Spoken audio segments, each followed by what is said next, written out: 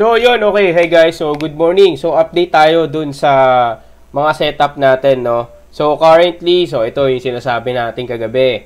So, possible magkaroon ng retracement dito sa demand. So, ito yung demand natin, yung 109, 189. So, after ng up niya dito, ang nakikita ko dito for me, baka ito yung binalikan niya. Baka itong supply na to. So, itong supply na yan. Possible, ito yung supply na yan. Kasi kung titignan nyo dito, rejected, tapos rejected din yung taas. So, possible, ito yung binalikan niyang supply, and then, ang balikan nitong demand sa baba is either itong 109. Baka balikan niya itong 109 up to hanggang dito sa 107, 399. So, check natin kung ano yung kukunin nitong BTC. Pero ako, ang aabangan ko diyan is itong demand. Possible bumaba yan dito Bumaba dito sa demand. Tapos dito tayo mag-entry, 109, 189. Or baka kunin niya pa tong ilalim. Baka mas kunin niya pa yung ilalim kasi meron din tayong demand dito sa baba So, ito, yan after, yan, hanggang dito, sa 108. So, check natin kung ano yung kukunin niya. Basta, ang demand ko dito, 109, 189, tsaka 107, 399. So, kung babalik yan dito sa 109, 189, and 107, 399, so, entry natin, same pa din. Dito pa din sa 109, 189. Tapos entry pa rin tayo dyan. Kung may potential na rejection dito sa demand. So, currently, possible rejection dito sa supply. Ito yung supply natin. So, ito yung nakita ko dito. Itong supply na to. Yan. Ayan yung supply natin dyan kay BTC. So, ngayon, antayin lang ulit natin kung ano yung gagawin nito. Pero kung ito, babalik dito sa demand, ay sa supply dito sa taas, itong supply na to. Kung babalik yan dyan, and then magre-retrace, tapos may potential rejection ulit, so pwede tayong mag-position dito. Position ng short, possible bumalik sa demand. So, papitik-pitik lang. Maganda rin yung maganda yung kahit konti, kahit maliit, pitik-pitik lang, at least consistent. So, pag pinagsama mo naman yan, magandang profit pa rin yan. So, ngayon, waiting time tayo dito kay BTC pa rin. So, antayin natin. Ayan pa rin yung key level natin na dapat antayin. So, for ETH, nag-close na yung dito kay ETH ko. Kasi, kung makita nyo, umangat siya dito. Umangat ng 448. So, ito yan. ETH natin, meron tayong almost $7. So, almost 25%. So, 24.92. So, ngayon, nag-close na yan. Kasi nag-stop loss na ako Diba? Sabi ko kagabi. At least, safety. Meron pa rin akong profit. So, diba? Ayan yung natin. Yung lagi natin practice. Kapag umangat ng 20 to 40%, mag-stop loss na tayo ng 20 to 25%. So, at least, kawag nito, may profit na tayo. Pero, depende pa rin kasi sa inyo Kung masaya na kayo dun sa 40%, so di i-close nyo na. 50%, close nyo na. So at least profit na kayo dun. Ako kasi, ang ginagawa kong practice, laging ganun lang. So kapag umangat ng 30 to 40%, mag-stop loss na ako ng 20%. So that's it. Tapos, kapag umangat ng more than 50%, naging 70%, 60%, 80%, mag-a-adjust ulit ako. Magiging 40% na yung stop loss ko. Pakunti-kunti lang, inaangat natin. Ganun lang yung ginagawa kong diskarte para at least kahit papano may profit tayo. Hindi tayo natatalo. Mahalaga na nanalo, mahalaga nagkakaroon ng profit. So that's for ETH. Yung ngayon, ang plan ko dito, aantayin ko ulit. So kung magkakaroon ng retracement dito sa demand, so itong 4339.53, mag-entry ulit tayo dito. Kung magkakaroon ng potential na rejection. So, possible, kung magkakaroon ng rejection, possible, babalik yan dito sa taas, sa supply. So, check natin kung ano yung mangyayari dito kay ETH. Pero kung titignan nyo, para siya nagko-consolidate dito eh. So, meron siyang consolidation. So, yan no. Nagkakaroon ng consolidation. So, medyo matagal yung naging consolidation dito. So, from nung August 25, so hanggang ngayon, nagko-conso pa rin siya. So, hindi siya sumasabay dun sa ano. So, possible to, merong big move to na mangyayari dito kay ETH. So, tignan natin kung ano yung gagawin ni ETH. Pero, ako, susundin ko pa rin yung plan ko na once na bumalik yan dito sa demand, ganun pa rin yung entry natin. Ngayon, kung ito babalik dito sa supply, so antayin natin. Antayin natin na pumunta sa supply zone, then kung ano yung gagawin niya. So that's for ETH. So ngayon, currently wala tayong trade kasi mag-aantay tayo nung mga galaw. Next natin kay XRP. So XRP, wala pa din akong entry dito kasi kung mapapansin nyo, ganun pa rin. Nasa in between pa rin siya nung supply natin and then yung per value gap. So, kailangan pumunta muna yan dito. Kailangan pumunta muna yan dyan, tsaka pumunta muna dito sa per value gap and supply zone. So, kapag ngayon, once na pumasok na dyan, ngayon ang gagawin natin, doon tayo magre-react. So, same pa din yung key level na abangan natin. For the supply, 2.9767 and 2.9364. Ngayon, sa per value gap naman, same pa din, 2.7037 tsaka 2.6637. So, aantayin lang natin. Waiting time pa rin tayo dito. Wala tayong valid setup na dapat ano dito, maging reference. Pero for me, antayin ko pa rin. Antayin ko pa rin yung possible na punta niya dito sa supply and the per value gap. So, for XRP, wala pa din akong potential entry dito. For Solana, so ito, kay Solana, sayang di tayo nakasabay na naman. So, ito yung sabi ko sa inyo, di ba? Ang ganda ng setup natin. Ito yung supply natin. Pero kung nakasabay tayo dito, maganda rin sana yung entry natin. Di ba? Supply natin.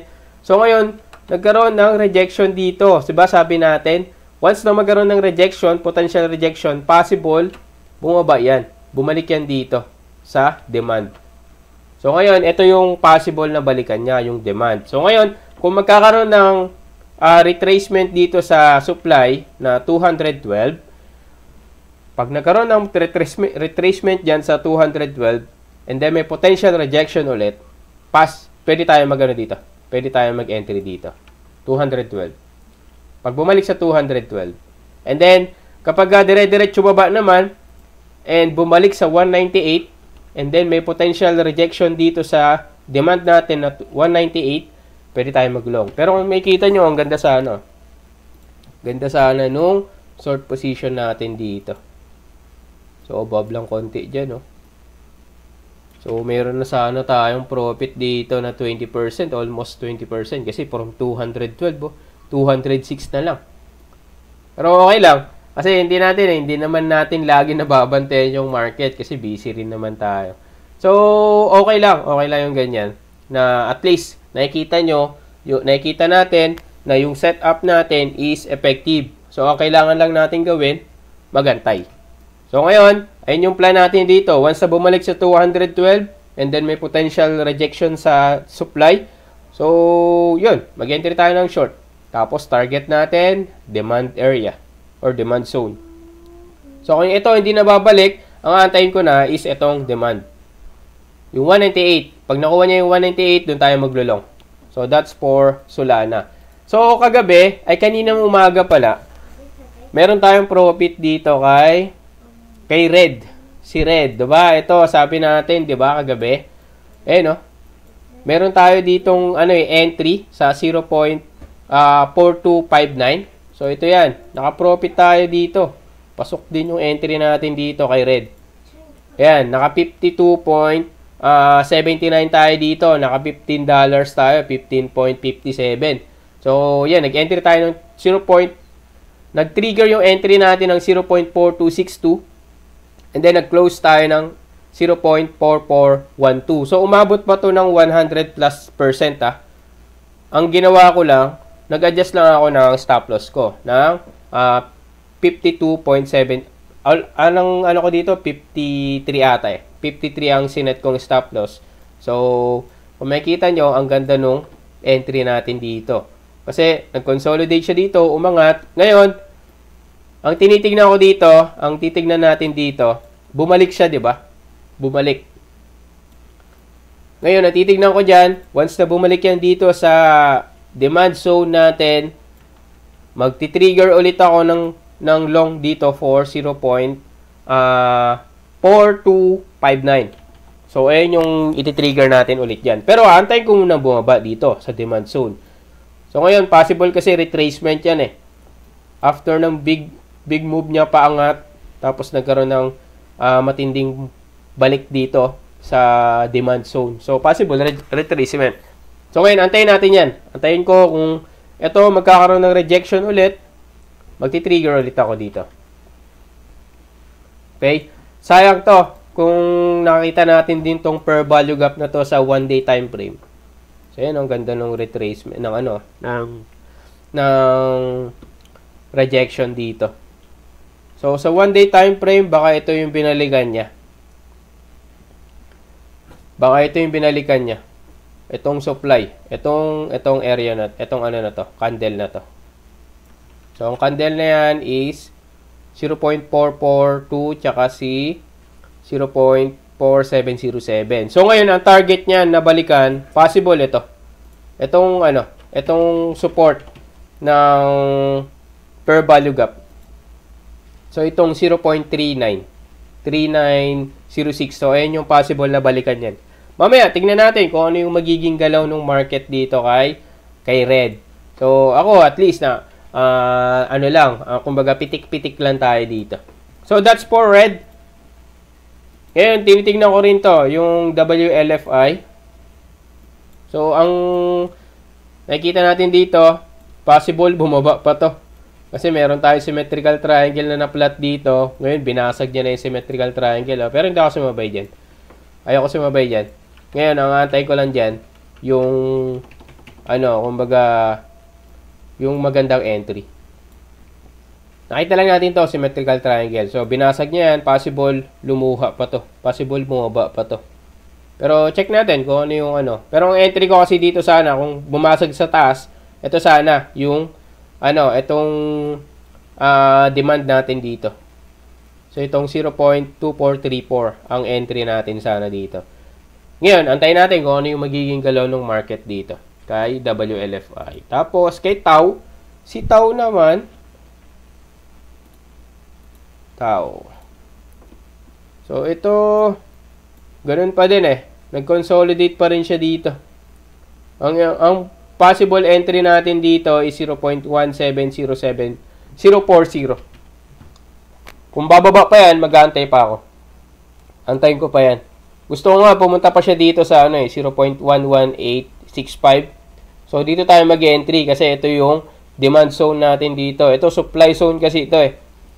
Ngayon, yung supply dito sa taas, kapag ito rejected, binalikan niya, ito possible na balikan niya. Possible balikan niya tong demand dito sa baba. Yung 0.11867 ay 865.